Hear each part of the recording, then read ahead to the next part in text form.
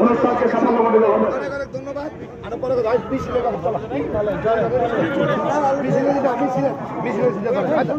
BJP আইসিডারে করি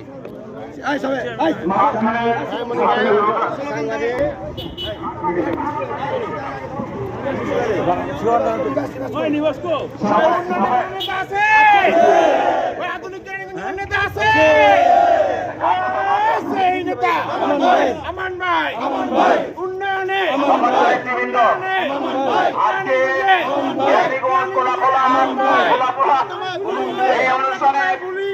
আমাদের অল্প কিছুক্ষণের মধ্যে অনুষ্ঠান শুরু হবে। আজকে এই অনুষ্ঠানে প্রধান অতিথি আমাদের বাংলাদেশ জাতীয়তাবাদী দল জাতীয় স্থায়ী কমিটির সম্মানিত সদস্য আলহাজ আমানুল রহমান।